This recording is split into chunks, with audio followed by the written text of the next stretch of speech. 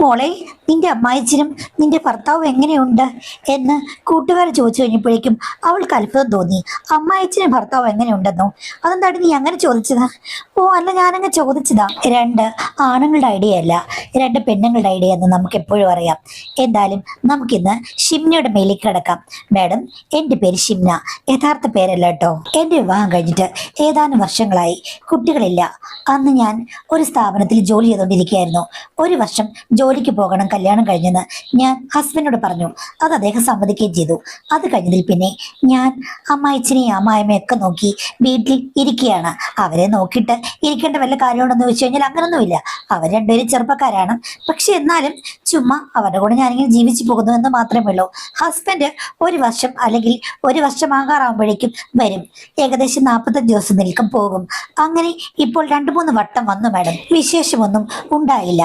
ഭാഗ്യത്തിന് മറ്റു വീട്ടുകാരെ പോലെ എൻ്റെ വീട്ടുകാരോ അല്ലെങ്കിൽ അദ്ദേഹത്തിന്റെ വീട്ടുകാരോ വിശേഷമൊന്നും ആയില്ലേന്ന് ചോദിച്ചതുമില്ല. അങ്ങനെയാണ് എൻ്റെ ജീവിതം. പക്ഷെ ജോലിക്ക് പോകാത്തതിൽ എനിക്കൊത്തിരി ദുഃഖമുണ്ട്. ഇറങ്ങി നടന്ന് നാട്ടുകാരെയും വീട്ടുകാരെയും കൂട്ടുകാരെയും ഒക്കെ ഒന്ന് കാണുമ്പോഴുള്ള സുഖം അത് നടക്കുന്നില്ല എന്നുണ്ട്. എങ്കിലും മതിയായ പണമുള്ളത് കൊണ്ട് ഞാൻ അതിനെപ്പറ്റി ചിന്തിക്കാറില്ല. പിന്നെ പുറത്തു പോകുമ്പോൾ ഹസ്ബൻഡിനോട് പറഞ്ഞിട്ട് പോകണം, അത് അദ്ദേഹത്തിന് നിർബന്ധമാണ്. ഞങ്ങളുടെ ഇവിടെ സിറ്റിയിൽ ഒരു മാളുണ്ട്. നല്ല സൂപ്പർ മാർക്കറ്റും വസ്ത്രാലയങ്ങളും അതേപോലെ തിയേറ്ററും ഒക്കെ ഉണ്ട്. അതുകൊണ്ട് മിക്കവാറും ഞങ്ങൾ അവിടെയാണ് പോകുന്നത്. പിന്നെ അമ്മായിമ്മയ്ക്കും സിനിമ കാണാൻ ഇഷ്ടമാണ്. അതുകൊണ്ട് നല്ല സിനിമ വരുമ്പോൾ ഞാനും അമ്മായിമ്മയും കൂടെ പോകാറുണ്ട്. ചിലപ്പോഴൊക്കെ അമ്മായിച്ചനും വരും. അപ്പോൾ ഇങ്ങനെയാണ് എൻ്റെ ജീവിതം.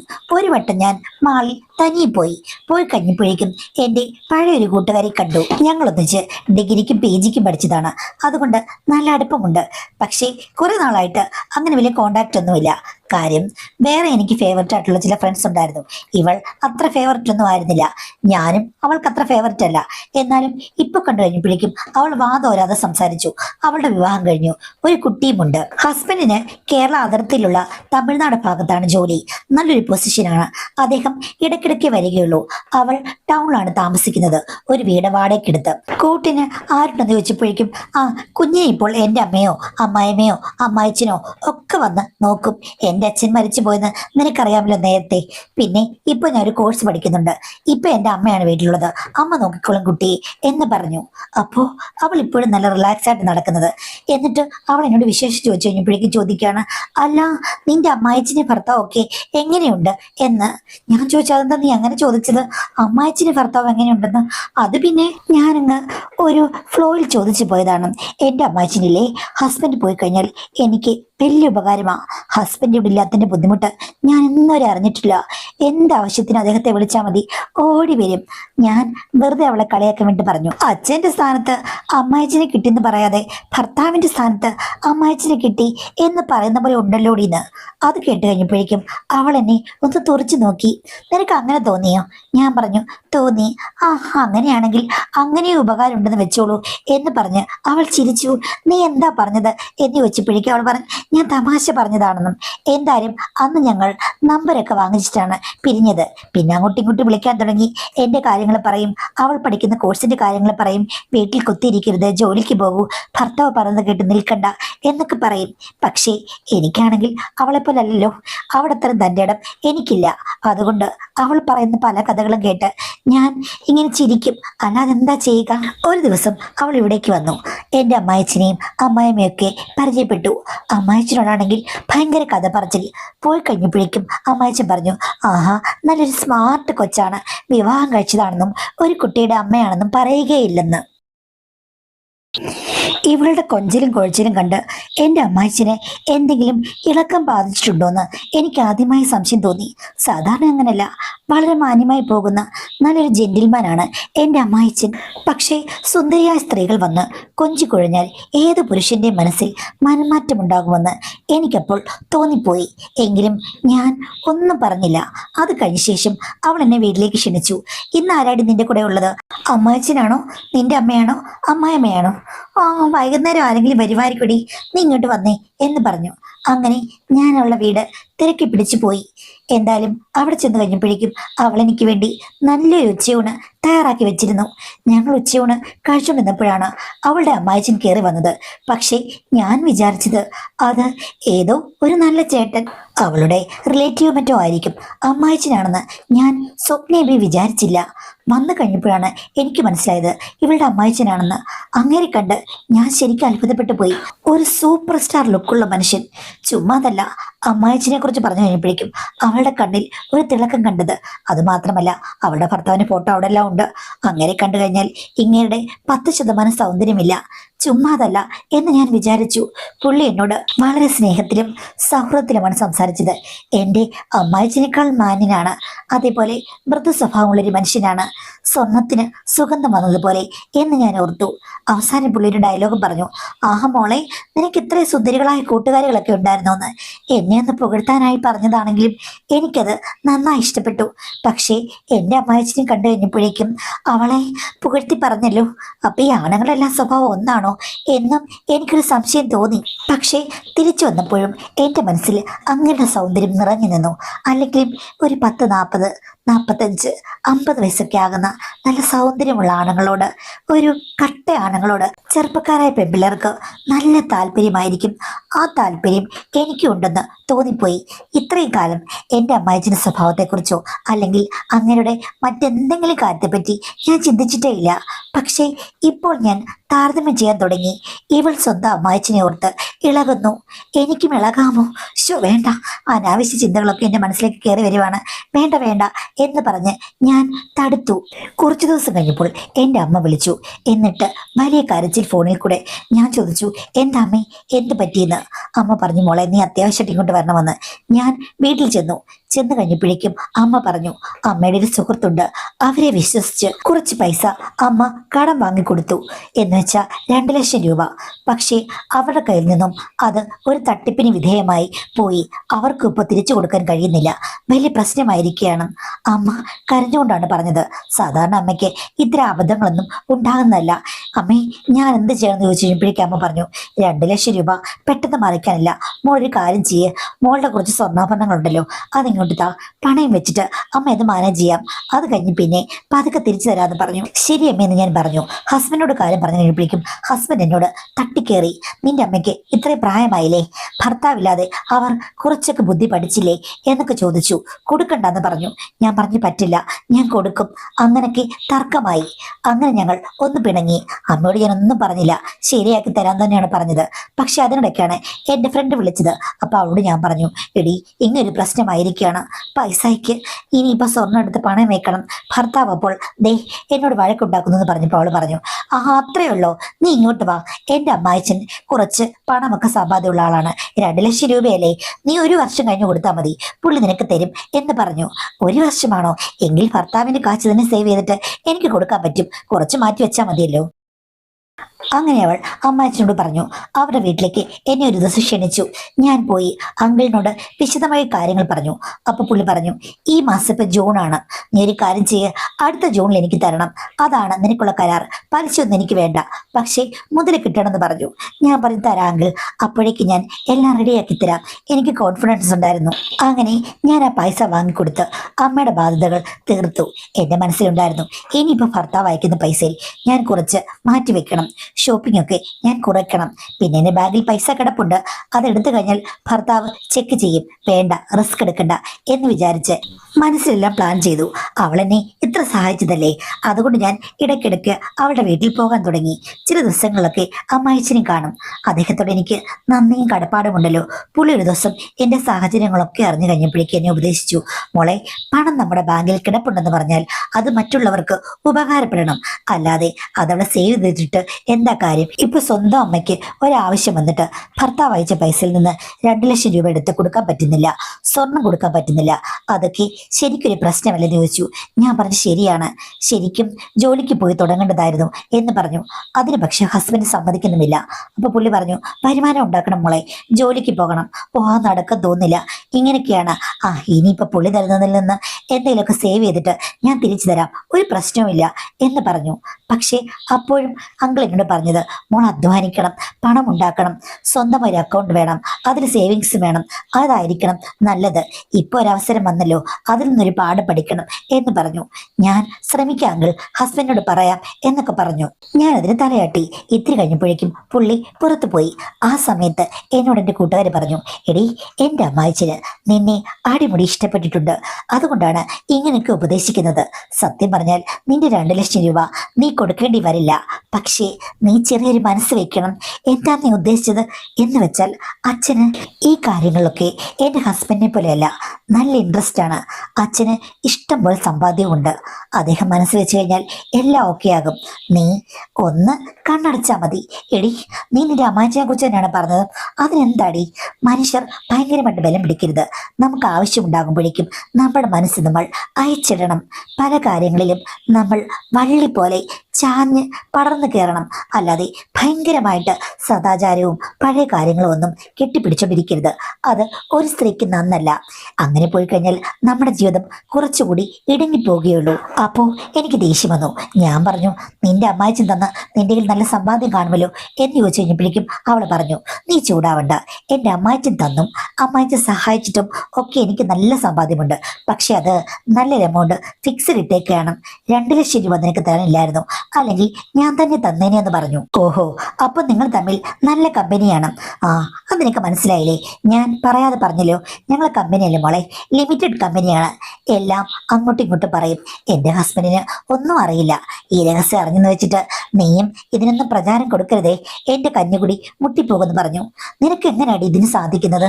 എടി, എന്തായാലും എൻ്റെ ഭർത്താവിൻ്റെ ഫോട്ടോയെ കണ്ടിട്ടുണ്ട്, എൻ്റെ അമ്മാച്ചനെ നേരിലും കണ്ടിട്ടുണ്ട്. നീ പുള്ളിയെ കണ്ടു കഴിഞ്ഞപ്പോഴേക്കും വാ പൊളിച്ചു നോക്കുന്നത് ഞാൻ കണ്ടു. മോളെ, നിനക്ക് നല്ല മോഹമുണ്ട്. ഒന്ന് പൊടി, നിന്നെ പോലെയല്ല ഞാൻ. അദ്ദേഹം നല്ല സൗന്ദര്യമുള്ള ഒരാളാണ്, കണ്ടപ്പോൾ ഒരു ഗെറ്റപ്പുണ്ട്, അതുകൊണ്ട് ഞാൻ നോക്കിയെന്നേ ഉള്ളൂ. എങ്കിൽ പിന്നെ ആ ഇൻട്രസ്റ്റ് നിനക്ക് പണമാക്കി മാറ്റിക്കൂടെ? ആ 2 ലക്ഷം അദ്ദേഹം എഴുതി തള്ളും. എന്നെപ്പോലെ നിനക്കും പല ഗുണങ്ങളും പിന്നീട് ഉണ്ടാവുകയും ചെയ്യും. ഇതെന്താടി പല ഗുണങ്ങൾ?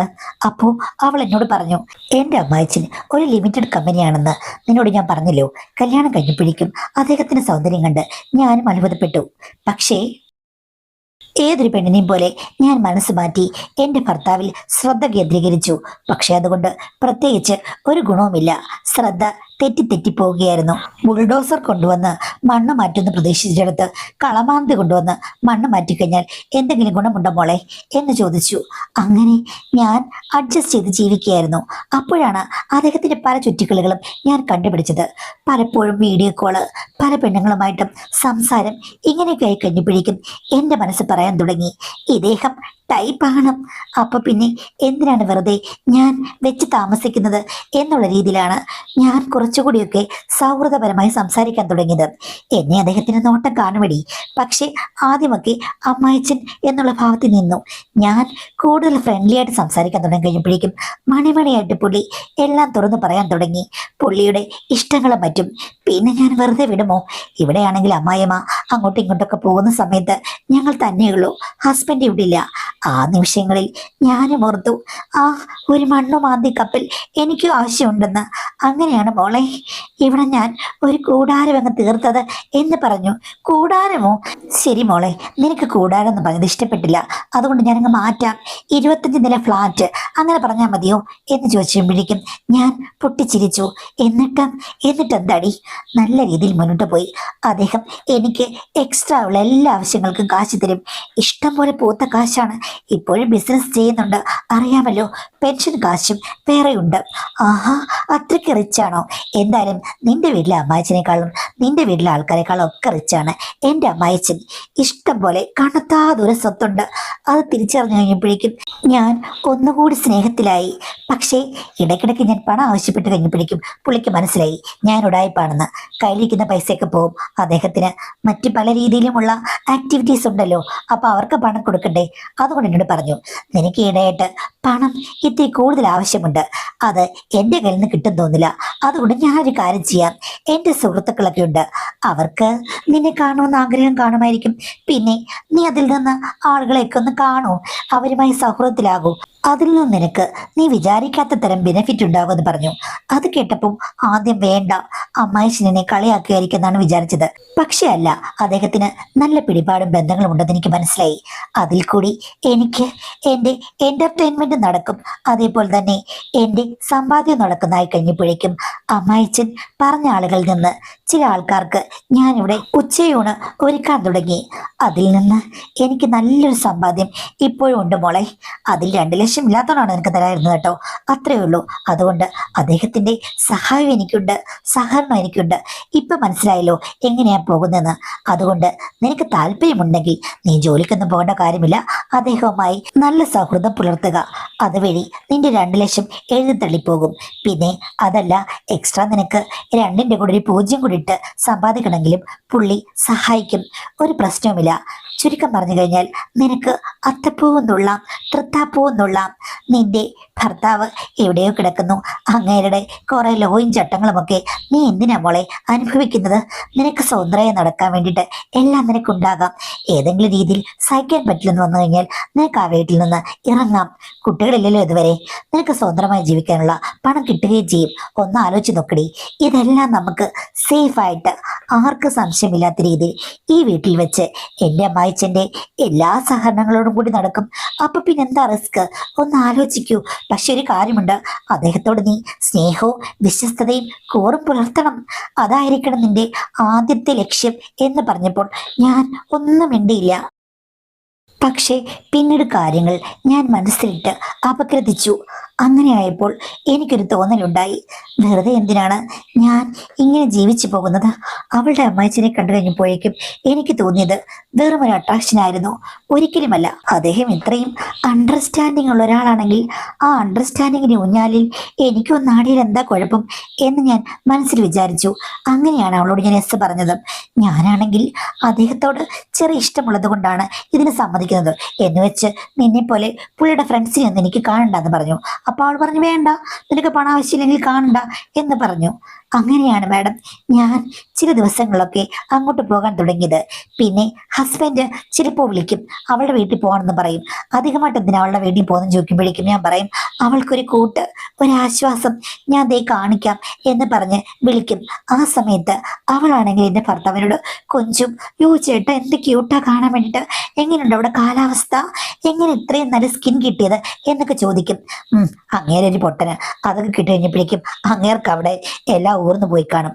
അങ്ങനെ ഒരു സ്വഭാവമാണ് പുള്ളി. എന്തായാലും പിന്നീട് എന്നോട് ഒരിക്കലും ഒന്നും ചോദിച്ചില്ല, നീ എന്തിനാ അവിടെ വീട്ടിൽ പോകുന്നതെന്ന്. പോവാണെന്ന് പറഞ്ഞു കഴിഞ്ഞാൽ ഓക്കെ എന്ന് പറയും. അതെനിക്ക് ഉർവശി ശാപം ഉപകാരം എന്ന് പറഞ്ഞ പോലായിരുന്നു. ഉപകാരങ്ങളേ ഉള്ളൂ. ആദ്യമായി തുടങ്ങുമ്പോൾ എപ്പോഴും ഒരു കൺഫ്യൂഷൻ ഉണ്ടാകുമല്ലോ, ആ കൺഫ്യൂഷനിൽ ഞാൻ ആശങ്കപ്പെട്ടു. പക്ഷേ എന്നെ അവളുടെ അമ്മാച്ചൻ സാന്ത്വനിപ്പിച്ചു.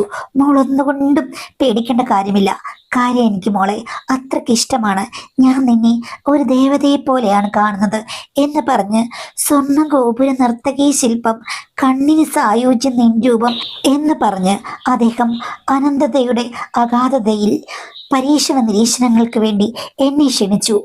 അത് എനിക്ക് പുതിയൊരു കവാടം തുറന്നു തന്നു. അറിവിൻ്റെ കവാടം, അറിയാത്ത കവാടം, തുറക്കുന്ന കവാടം. ഇടയ്ക്കിടയ്ക്ക് അടഞ്ഞിട്ട് പിന്നെയും പിന്നെയും തുറന്നു പോകും, തുറക്കാൻ കൊതിക്കും. അങ്ങനെ എൻ്റെ മനസ്സാകെ മാറിപ്പോയി. ആ 2 ലക്ഷം അത് എഴുതിയല്ല തള്ളിയത്, ഓർത്തതേയില്ല. എനിക്ക് ബാധ്യതകളുമില്ല. പിന്നീടാണ് പുള്ളി ഇങ്ങനൊരു ഓപ്ഷൻ വെച്ചത്. ആദ്യം വേണ്ട വേണ്ടെന്ന് വിചാരിച്ചു. പക്ഷേ ഞാൻ നോക്കിക്കഴിഞ്ഞപ്പോഴേക്കും മാമ്പഴമാ മാമ്പഴം, മൽഗോവ മാമ്പഴം എന്ന് പറഞ്ഞതുപോലെയായിരുന്നു. നല്ല സൗന്ദര്യമുള്ള ആണുങ്ങൾ. ഇപ്പോൾ പുരുഷന്മാരുടെ മുന്നിൽ അങ്ങനെ കുറെ ചോയ്സ് കൊടുത്ത പുരുഷന്മാരെന്ത് പറയും, ഇത്രയൊരു ഭാഗ്യം ഉണ്ടാകുമെന്ന് വിചാരിച്ചില്ല എന്നുള്ള രീതിയിൽ സന്തോഷിക്കില്ലേ എന്ന് പറഞ്ഞതുപോലെയാണ് സ്ത്രീകൾക്കും സൗന്ദര്യവും ചോരയും നീരും പണവും ഒക്കെ കാണുമ്പോൾ എന്തായിരിക്കും അവരുടെ മനസ്സും തുടിച്ചു തുള്ളില്ലേ? ഒന്ന് കണ്ടവൾക്കാണെങ്കിൽ വീട്ടിലിരിക്കാം, 2 കണ്ടവൾക്ക് വീട്ടിലിരിക്കാൻ പറ്റുമോ? പക്ഷേ 3ഉം 4ഉം ഒക്കെ കണ്ടു കഴിഞ്ഞാൽ പിന്നെ അവൾക്ക് ഈ രാജ്യാന്തരത്തിൽ പോലും ഇരിക്കാൻ പറ്റില്ല.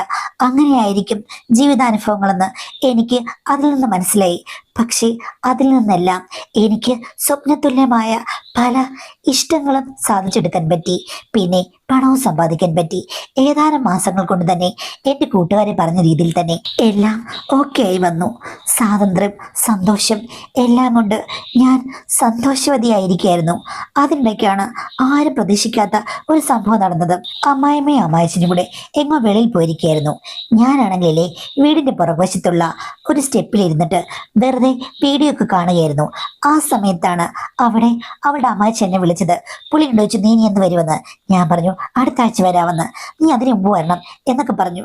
ആ നോക്കാം എന്ന് പറഞ്ഞു കഴിഞ്ഞപ്പോഴേക്കും പുള്ളി പറഞ്ഞു, എങ്കിൽ വീഡിയോ കോളിൽ വരാന്. എനിക്കും അതിലൊക്കെ താല്പര്യമുണ്ട്. പുറത്തിരിക്കുന്ന എനിക്ക് അദ്ദേഹത്തിന്റെ വീഡിയോ കോൾ കാണാമല്ലോ എന്ന് വിചാരിച്ച് പുള്ളി അവിടെയുള്ള കുസൃതികളൊക്കെ കാണിക്കുന്നത് ഞാൻ കണ്ടോണ്ടിരുന്നു. പുള്ളിയെ കളിയാക്കി ആവേശം കൂടുതലാ എന്നൊക്കെ പറഞ്ഞ് ഞാൻ ഇങ്ങനെ ഇരിക്കുകയാണ്. അടുക്കളപ്പുറത്തെ സ്റ്റെപ്പിലാണ് ഞാൻ ഇരിക്കുന്നത്. മതി മറന്നിരിക്കുകയായിരുന്നു ഞാൻ. പെട്ടെന്ന് പുറകിൽ എന്തൊരു ശബ്ദം കേട്ട് ഞാൻ തിരിഞ്ഞു നോക്കി. അമ്മായിച്ച് നോക്കി നിൽക്കുന്നു. ഞാൻ പെട്ടെന്ന് പേടിച്ച് കട്ട് ചെയ്തു. പുള്ളി എന്നെ നിശിതമായി വിമർശിച്ചു. നീ എന്താണ് ഈ കാണിക്കുന്നത്? ആരാണ് ആ മനുഷ്യൻ?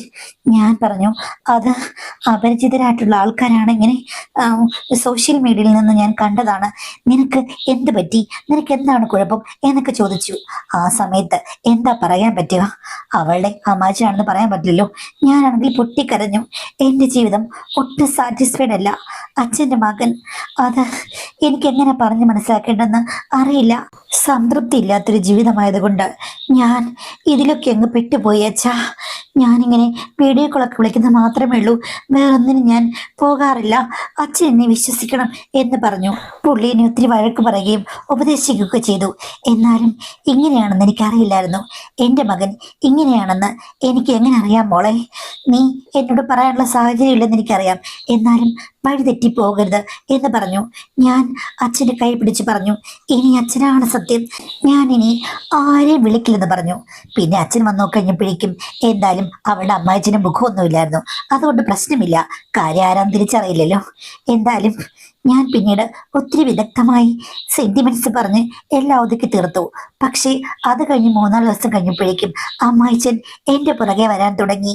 ഞാൻ ഓർത്തു, ആ കിടക്കട്ടെ, അവിടെയും ഒരു വിഗ്രഹം എന്ന് വിചാരിച്ച് ഞാൻ പിന്നെ ഒന്നും പറഞ്ഞില്ല. ഒരു വെറൈറ്റിക്ക് വേണ്ടി ഇടയ്ക്കൊക്കെ ഞങ്ങൾക്കും അവസരങ്ങൾ ഉണ്ടായി വന്നു. അദ്ദേഹം എന്നോട് ചോദിക്കും, മോളെ ഇപ്പം നിന്റെ ലൈഫ് ഓക്കെ ആണോന്ന്. ഞാൻ പറയും, ഓക്കെ ആണച്ചാ, എനിക്ക് ഒത്തിരി ഓക്കെയാണ്. അച്ഛനുണ്ടായിരുന്നത് വലിയ കാര്യം, അല്ലായിരുന്നെങ്കിൽ ഞാൻ എന്ത് ചെയ്തേനെ എന്നൊക്കെ 2 വാചകങ്ങൾ തട്ടിവിടും. പക്ഷെ എന്തൊക്കെ പറഞ്ഞാലും അവളുടെ അമ്മായിച്ചനാണ് എൻ്റെ ഫേവററ്റ് എന്നുള്ളത് വേറെ കാര്യം. പിന്നെ പണവും മറ്റു കാര്യങ്ങളുമൊക്കെ നമുക്ക് ആവശ്യമല്ലേ മാഡം? എല്ലാം അഡ്ജസ്റ്റ് ചെയ്തു പോകുന്ന ഒരു വീട്ടമ്മയായി ഞാൻ മാറിക്കഴിഞ്ഞിരുന്നു. മാഡത്തിൻ്റെ ഈ ചാനലിലെ കുറേ കഥകൾ കേട്ടപ്പോൾ ഞാൻ ഓർത്തു, ദൈവമേ, മനുഷ്യര് എത്ര അഡ്ജസ്റ്റ് ചെയ്ത് എന്തെല്ലാം കാര്യങ്ങൾ കാണിച്ചിട്ടാണ് ജീവിക്കുന്നത്. അതേപോലെ ഞാനും എൻ്റെ ജീവിതം റിസ്ക് ആണെങ്കിലും മാനേജ് ചെയ്യുന്ന ഒരു സ്ത്രീയാണ്. അതുകൊണ്ടാണ് മാഡത്തിന് എൻ്റെ സിറ്റുവേഷൻ എഴുതി അയച്ചതെന്നാണ് പറഞ്ഞിട്ടുള്ളത്. തീർച്ചയായിട്ടും നമ്മൾ പുറമേ കാണുന്ന പോലെ ഒന്നുമല്ല മനുഷ്യരെ. കാര്യം നമ്മളുടെ ഓരോരുത്തരുടെയും വ്യക്തിപരമായ ജീവിതം നമ്മൾ ആരോടും പറയുന്നില്ല. നമ്മുടെ രഹസ്യങ്ങൾ ആർക്കും അറിയുകയില്ല. പക്ഷേ ജീവിക്കാൻ വേണ്ടിയിട്ടും ഇഷ്ടങ്ങൾക്ക് വേണ്ടിയിട്ടും സിറ്റുവേഷൻസ് മൂലവും അല്ലാതെയും നമ്മുടെ നല്ലത് കൊണ്ടും ചീത്ത കൊണ്ടും ഒക്കെ നമ്മൾ പല സിറ്റുവേഷൻസും മാനേജ് ചെയ്താണ് പോകുന്നത്. അതിനെ മറ്റൊരാളെ ക്രിട്ടിസൈസ് ചെയ്ത് കഴിഞ്ഞാൽ ചിലപ്പോൾ അത് കറക്റ്റ് ആയിരിക്കാം, ചിലപ്പോൾ അത് പറയാനും പറ്റില്ല. ഓരോരുത്തർക്കും ഓരോ സാഹചര്യമാണ്, ഓരോ മനസ്സാണ്. പക്ഷേ റിസ്ക് ഇല്ലാതെ മുന്നോട്ട് കൊണ്ടുപോകാന്ന് പറഞ്ഞത് വലിയൊരു ടാസ്ക് ആണ്. അതുകൊണ്ട് തന്നെ നമുക്ക് ഈ ഒരു സമൂഹത്തിൽ ഇതിനൊന്ന് പ്രോത്സാഹിപ്പിക്കുന്ന രീതിയിൽ ഒരു വർത്തമാനം പറയാൻ പറ്റില്ല ഒരാളുടെ അനുഭവകത കേട്ടിട്ട്. അതുകൊണ്ട് ഇതൊന്നൊരു മാതൃകയായിട്ടുള്ള കഥകളൊന്നും അല്ല. പക്ഷെ ഈ പറഞ്ഞതുപോലെ ഓരോ മനുഷ്യർക്കും ഓരോ ഇഷ്ടങ്ങളുണ്ട്. ആ ഇഷ്ടങ്ങൾക്ക് വേണ്ടി അവർ എന്ത് ചെയ്യുന്നു, ഏതറ്റം വരെ പോകുന്നു, എങ്ങനെയൊക്കെ മാനേജ് ചെയ്യുന്നു എന്ന് നമുക്കറിയില്ല. അതൊക്കെ ഓരോരുത്തരുടെ വ്യക്തിപരമായ ദുരൂഹതയായി അവശേഷിക്കുന്ന. ഇതേപോലെ നമുക്ക് പ്രത്യേകിച്ച് ഐഡന്റിറ്റി ഒന്നും വെളിപ്പെടുത്താത്ത കഥകൾ വരുമ്പോഴേക്കും അത് വായിക്കുമ്പോഴേക്കും നമുക്ക് മനസ്സിലാവും ഓരോ മനുഷ്യർക്കും ഭാവനകളോ അല്ലെങ്കിൽ യഥാർത്ഥ സംഭവങ്ങളോ ഒക്കെ പറയാൻ പറ്റാത്ത രീതിയിൽ മിക്സഡ് ആയിട്ട് മനുഷ്യന്റെ ജീവിതം ഇങ്ങനെ പോവുകയാണ്, അല്ലേ?